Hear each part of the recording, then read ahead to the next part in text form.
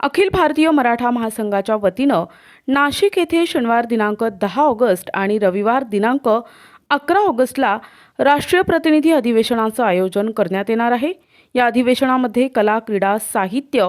उद्योग, सहकार, शिक्षण, कृषी अशा विविध क्षेत्रातील संस्थात्मक क्षेत्रात काम करणारे मान्यवर उपस्थित असणार असून या अधिवेशनाच्या पूर्वसंध्येला नाशिक शहर आणि जिल्ह्यातील विविध क्षेत्रातील नामवंतांची गोलमेज परिषद आयोजित करण्यात येणार असून या परिषदेमध्ये आजचं नाशिक आणि उद्याचं नाशिक तसेच मराठा समाज अशा विषयांवर चर्चा होणार असून त्यात नाशिक शहर आणि जिल्ह्यातील सर्व क्षेत्रातील नामवंतांचा सहभाग असणार आहे। अधिवेशनाच्या पहिल्या सत्रात कृषी, उद्योग, रोजगार, पर्यटन या क्षेत्रातील संधी आणि दुसऱ्या सत्रात शिक्षण, आरक्षण, महिला आणि युवकांचं भवितव्य, संधी अशा 2 चर्चासत्र आयोजित करण्यात येणार असून अधिवेशनाचा समारोप विविध क्षेत्रातील नामवंत यांचा सत्कार करून करण्यात येणार आहे। त्याबाबतची पत्रकार परिषद hotel SSK Chandak circle, Tidke colony येथे नुकतीच संपन्न झाली असून यावेळी राजेंद्र कोंढरे, अध्यक्ष प्रमोद जाधव, कोषाध्यक्ष चंद्रकांत बनकर, जिल्हाध्यक्ष व्यंकटेश मोरे, युवा जिल्हाध्यक्ष राजेंद्र शेळके, अशोक कदम, नानासाहेब बच्छाव, स्वातीताई जाधव, शोभाताई सोनवणे, ॲडव्होकेट स्वप्नताई राऊत, संजय फडोळ, दीपक पाटील, राजाभाऊ जाधव, राम निकम, संदीप बणे, रोहिणी उखाणे, शैलजा चव्हाण, सुवर्णा पाटील, अनिता ढेमसे, ॲडव्होकेट शैलजा चव्हाण, रुपाली सोनवणे, वंदना कदम आणि इतर पदाधिकारी कार्यकर्ते उपस्थित होते। अखिल भारतीय मराठा महासंघ ह्या सगळ्या जुन्या संघटनेच्या वतीनं नाशिकमध्ये 10 आणि 11 ऑगस्टला राष्ट्रीय प्रतिनिधी अधिवेशनाचं आयोजन केलेलं आहे। मराठा समाज नाशिकमधला आणि देशव्यापीमधला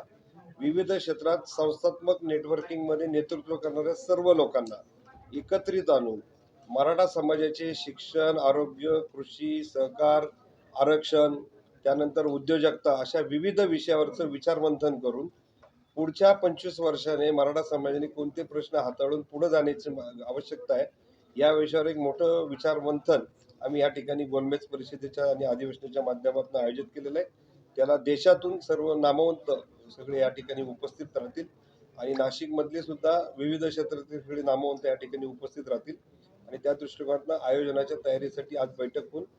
पूर्ण अधिवेशनाची जोरदार तयारी या ठिकाणी सुरू केलेली आहे। किती दिवस आहे